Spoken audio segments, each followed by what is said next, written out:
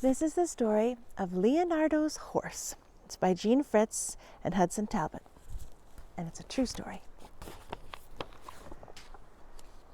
Leonardo's horse. Anyone who watched the young Leonardo wander the countryside round his home in Vinci might have guessed that he would be an artist. He stopped to examine everything. He looked at the landscape as if he were memorizing it, so it was no surprise when his father took him as a young teenager to Florence to study art. People noticed that Leonardo was different. He dressed differently. While other young men wore long togas, Leonardo wore short, rose-colored velvet togas. He wrote differently, backwards, from the right side of the paper to the left. A person would have to use a mirror to read his writing. And he wouldn't eat meat. He liked animals too much to eat anything that had once been alive. Nor could he stand the sight of caged birds. If he saw a man selling birds, he would buy them all. Then he would open the cages and watch the birds fly away. What a flurry they made! How did they do it? All his life, Leonardo tried to discover the secret of flying so he could make a flying machine for himself. For a man who liked to ask questions, Leonardo da Vinci was born at the right time. April 15th, 1452. Everybody was asking questions then. The age was called the Renaissance, a time of rebirth, when people who had forgotten how to be curious became curious again. They were exploring new countries, discovering, inventing, looking at old things in new ways. What was the point, Leonardo asked, in copying what had already been done? Well, he had to bring his own experience into whatever he painted. You wouldn't catch him putting a halo around the head of a saint. How could he? He'd never seen a halo. Leonardo da Vinci turned out to be a famous artist. Still, he was not just an artist. He could never be just one thing. He was an engineer, an architect, a musician, a philosopher, an astronomer. Once he fashioned a special kind of flute made of silver in the shape of a horse's head. The ruler of Florence, Lorenzo de' Medici, asked him to deliver it as a gift to the Duke of Milan. This was lucky for Leonardo. He had heard that the Duke of Milan wanted to honor his father with a bronze horse in front of the palace, and Leonardo wanted to be the one who would make it. This would be his mark on history. Hundreds of years later, people would point to the horse. Leonardo made that, they would say. So he wrote to the Duke, listing all the things he could do. He could make cannon, lightweight bridges, and covered chariots that couldn't be broken or harmed. On and on he went, but he saved the most important point for last. He could make a bronze horse. In the end, he didn't send the letter. He simply left for Milan. Never mind that he was in the midst of painting a large religious picture in Florence. Let someone else finish it. He had planned the picture, and that was the important part. Leonardo was 30 years old. Handsome, with curly blonde hair, the Duke gave him the job of working on the horse. But at the same time, he was expected to take charge of entertainment in the palace. He had a beautiful singing voice. He could play instruments. He could juggle and ask riddles, and he was also asked to stage elaborate plays for special occasions. Whenever he had a chance, he went back to the horse. He visited the stables, studying how a horse was put together. He needed to understand everything about his subject. He measured and drew pictures until he knew where all the bones and muscles of a horse were. But you couldn't show all the muscles on a statue, he said, or the horse would look like a bag of turnips. You could only show those muscles the horse was using, or getting ready to use. He visited statues of horses. Many were shown in an amble, left front leg moving at the same time as the left back leg. This was not easy for a horse. He had to be taught to do it. Leonardo saw one horse, however, that he described as free, left front leg and right back leg moving together in a trot. Moreover, both ears were pointed forward. Some horses pointed one ear back to hear the rider's orders. Leonardo was ready to begin. But the Duke wasn't quite ready. He wanted a much bigger horse than the one he had originally planned, one 3 times larger than life. Could Leonardo manage anything that large? The Duke wondered. He wrote to Lorenzo, asking him to recommend someone who could do the job. Lorenzo replied, Leonardo da Vinci was the only one.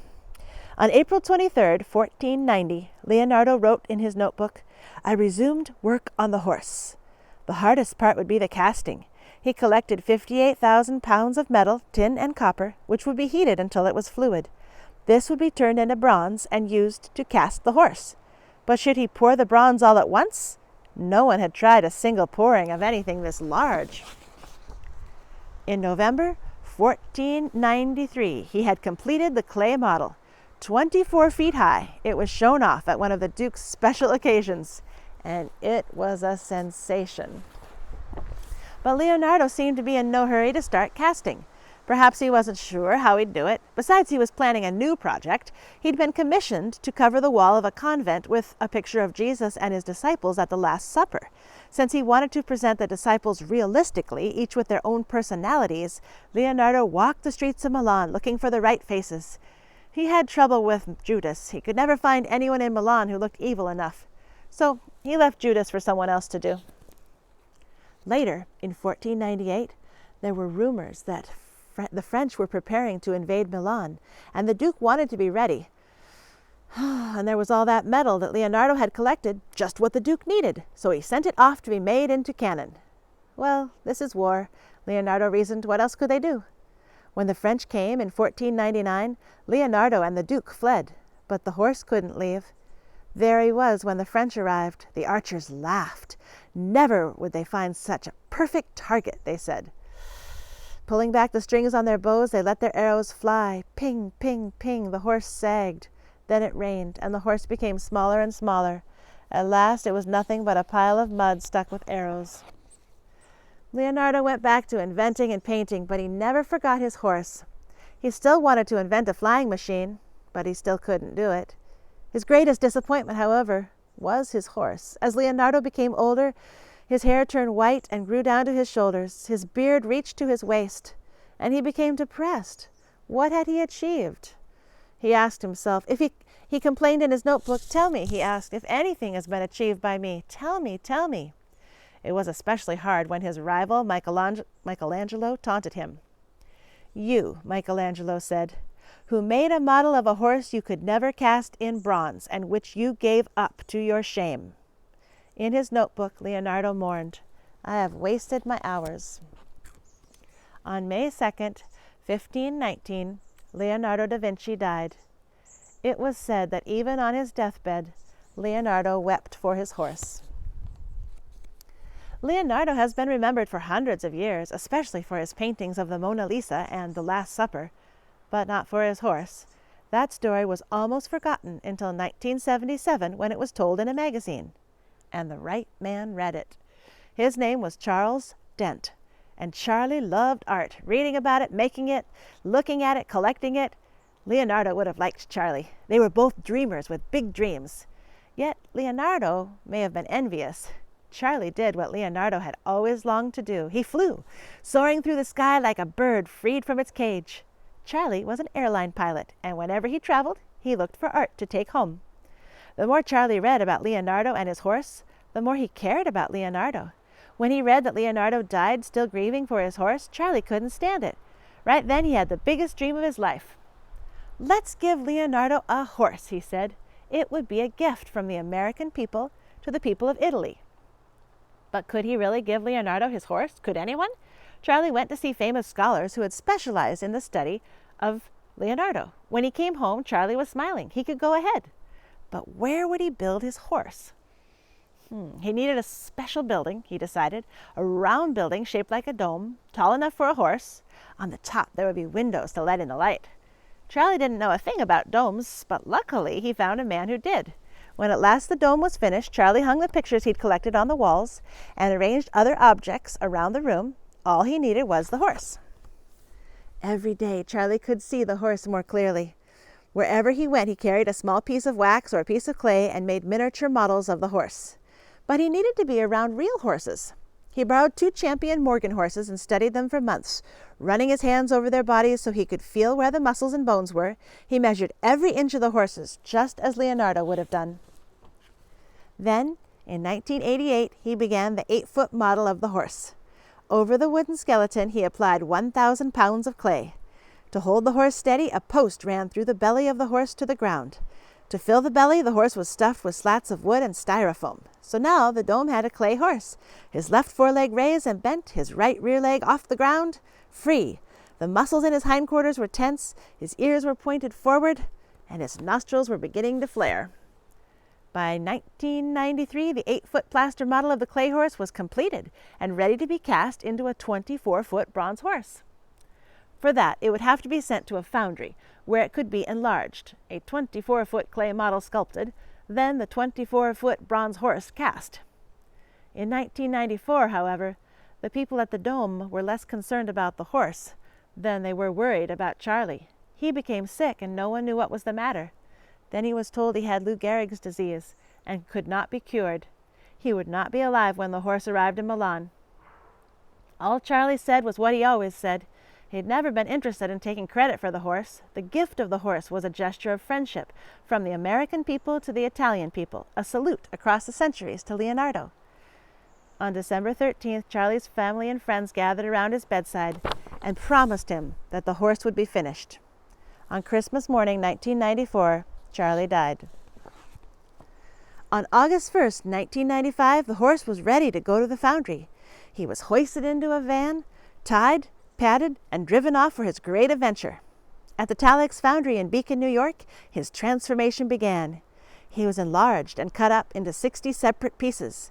They were laid against the wall of the foundry while the Dome people gathered to watch the pieces being put together. It was certainly a huge horse, but was it as grand as Charlie had envisioned? The Dome friends walked quietly around the horse. They seemed uneasy. The horse wasn't right. Art experts were called in. They shook their heads. No, the horse wasn't right. He looked awkward, out of proportion. One of his rear legs appeared to be short. His eyes were not exactly parallel. He needed help. Fortunately, a talented sculptor from New York City, Nina Akamu, agreed to try to fix him. But when she went to work on the 24-foot horse, she found that the cement-like plaster that covered him resisted change. No matter how hard she tried, she couldn't fix him. Everyone recognized there was only one thing to do, but it took a while for anyone to say it out loud. Yet it had to be said. Nina would have to start from scratch and make another horse. For some, the idea of doing away with Charlie's horse was almost more than they could bear, yet they all knew that Charlie would want his horse to be as perfect as possible. The horse would always be Charlie's horse. It was Charlie's dream. But as soon as Nina went to work, he had to become her horse too. She had studied in Italy for 11 years. Her favorite Renaissance artist was Verrocchio, Leonardo's teacher. It was lucky that she was there to carry on Charlie's dream. First, Nina made an 8-foot clay horse. From it, a second 8-foot horse was made of plaster. Using the plaster model as a guide, a 24-foot horse was made in clay. Everyone went to work to get the horse exactly right. Finally, he was ready to be cast in bronze. From clay to plaster to bronze. How could such a large bronze sculpture stand on 2 legs? First, they built a steel skeleton inside the body of the horse to support the sides, and then they inserted steel tubes in the 2 legs. The tubes were bolted to steel anchor plates below the hooves and embedded in concrete. Finally, the horse was complete. Everyone stood back and looked up at him. They agreed that he was ready for his new home. If Leonardo had finished his horse, he would have only had to move it from the vineyard where he worked to the front of the Duke's palace. Charlie's horse had to cross the ocean to Italy. But he was too big. So he was cut up into separate pieces, crated, and flown to Milan, where the Talix people and the Dome people waited to reassemble him. Workers would crawl through a trapdoor in the horse's belly to fasten the pieces together. He would stand on a pedestal in a small park in front of Milan's famous racetrack, within whinnying distance of the racing stable. On June 27, 1999, the horse took off. September 10th, 1999 was the date set for the unveiling of the statue, exactly 500 years to the day since the French invaded Milan and destroyed Leonardo's horse. An enormous cloth was spread over the horse so he couldn't be seen. 2 huge clusters of blue and white balloons were attached to either end of the cloth.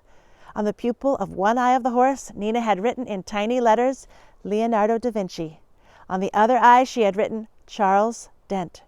She had put her own name in the curly mane of the horse. As a large crowd of Italians and Americans took their seats, the horse stayed in hiding. Speeches were made, the Italian national anthem was sung, then the American national anthem. Finally, the strings anchoring the balloons were cut, and the cloth rose into the air. Ah!